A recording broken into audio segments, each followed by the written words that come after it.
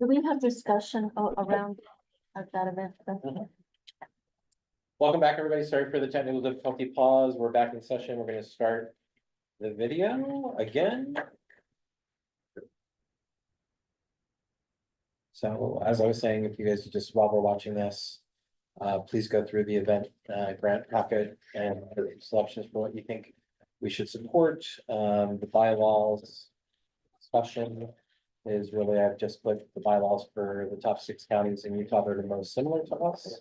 So we can see those based on recent discussions with the commission. And then just recreate responsibly and the state audit report. We just need to either draft a motion for what our response wants to be as a group.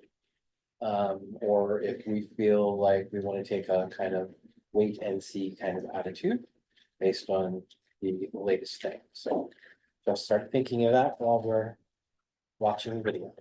Okay, I'm ready for us to start. Hit start. Canyons Endurance Ride. This is a long distance horseback riding event that takes place in the Dubuque Falls area. Moab Folk Festival, 3-day folk music event with performances at the ballpark in Star Fall. They also do a variety of community outreach activities. Moab Free Concert Series is the title, right? Like they provide free concerts and community gatherings during the summer. Moab Music Festival, which is chamber music in concert with the landscape. They have applied for funding for their annual festival as well as interlude and holiday series. The Rotary Club has applied for funding for the car show. Their goal there is to enhance their marketing efforts, bring more folks in, and then raise more revenue to go back into nonprofits for the community. Moab's Red Hot Ultra is another trail running event, so 50-mile, 55K, 33K, and 15K races. This one takes place in shoulder season, so driving visitation in one of our lower visitation eras. The Phoenix Moab Experience. This is an event that brings together people who are in recovery from substance use. So they come together for a few days, they camp, they do a variety of sports and showcase sober living. And then the Youth Garden Project applied for their Harvest Festival. So they have food, live music, and activities takes place in the fall at the Youth Garden. That is what I've got as far as applications for this year. Questions? Yeah, most of these have already happened. Yeah, So why are we, I mean, I'm not understanding if they've already happened, why are we? yeah, the process went through basically the review process, it got approved by the commission.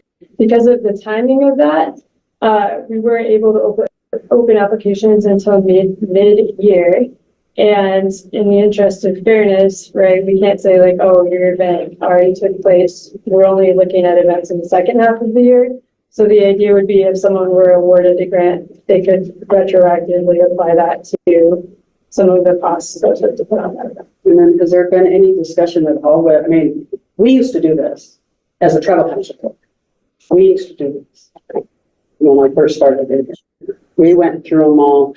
And I know we've had a lot of discussions about some of these events that have been going on for years and years and years and years. They should be self-sufficient by now, and that we shouldn't be funding anymore.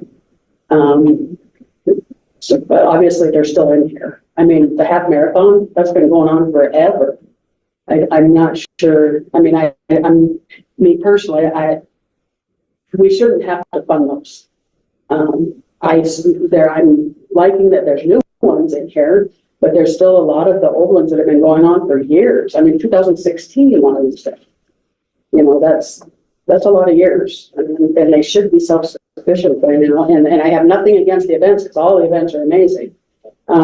But I thought my understanding of these grants was to get these events started, give them a boost so that they can become self-sufficient.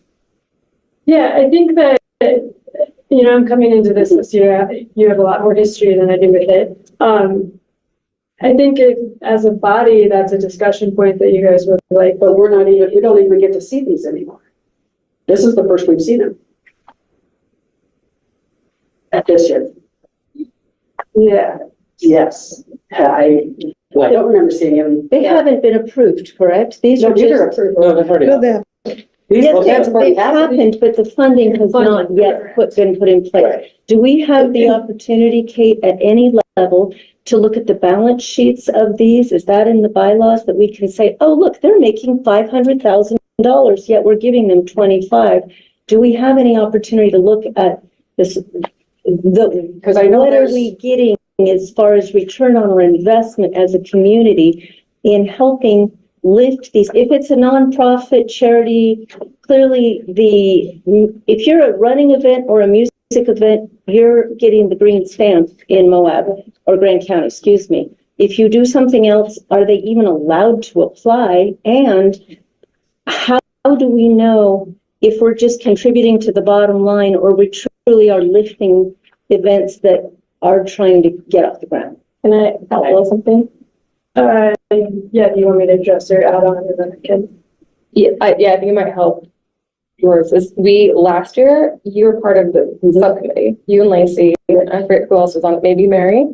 And then we asked Stephen Powell, like, can we have financials? Because just what Lori's saying, like, let's see something like submit a budget. I'm not gonna give you $20,000 because you're already making $40. Right. So we did have that changed last year. We were asking, I think, all the finalists ones that you selected. So I know that's what we asked for last year. If, I don't know if that was considered. Yeah, I'm happy to find out and then I guess we're. Because I know last year we had some that, when we did see their financials, it's like, Mhm. why are they asking for money? They're self-sufficient, they're making money. Yeah, I can dig into it and then when we. And then I just have one other question that came on my head. Do you remember when we were talking and we voted to purchase a portable stage? Did that ever happen? Does anyone know if that ever happened? Yeah. Yeah, that's what I want to know. It's rather, yeah, it's been used. Yeah. Haven't used. Okay, good. It was good for, okay, good.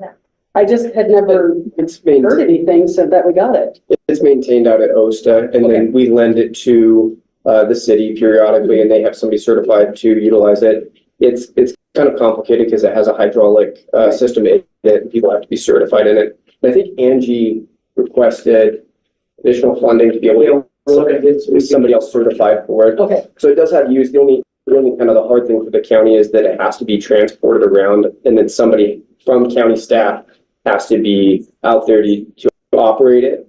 And if they're not there, it creates a decent amount of liability and concern because it could crush somebody. Okay. And it voids the warranty.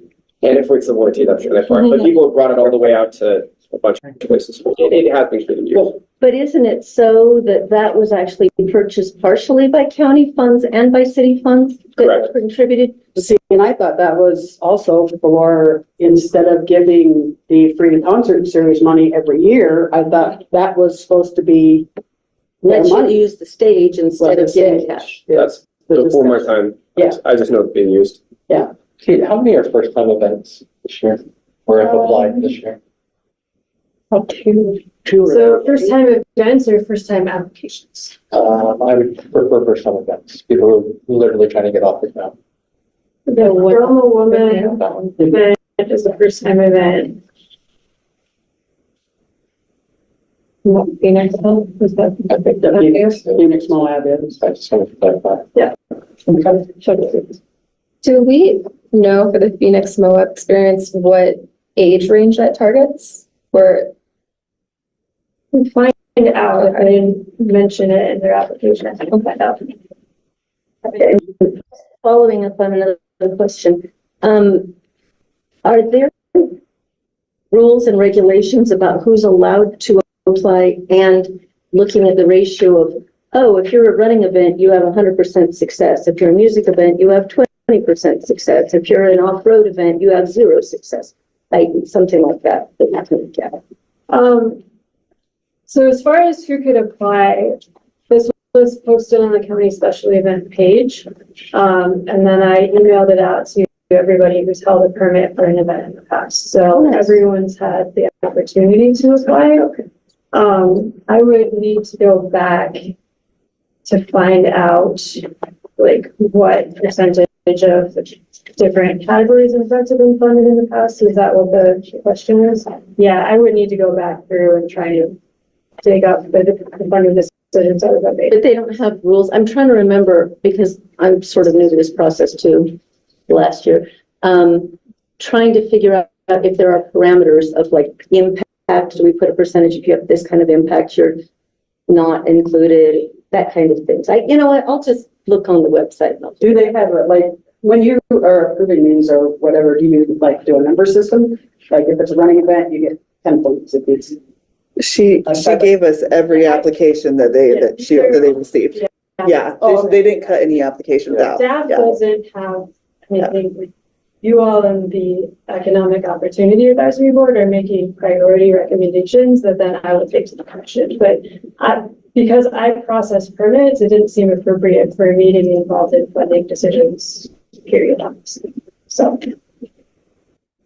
Any other questions for Kate? Anyone? Okay, I just want to say, having worked with a bunch of groups that have applied for this process with you, every single one of them speaks so highly of you. So kudos to you. You do an amazing job. A lot of these first time people really say, I wouldn't have gotten through it without you. So I want to recognize you for an amazing job. You really are doing a great job. Since we can't vote on anything.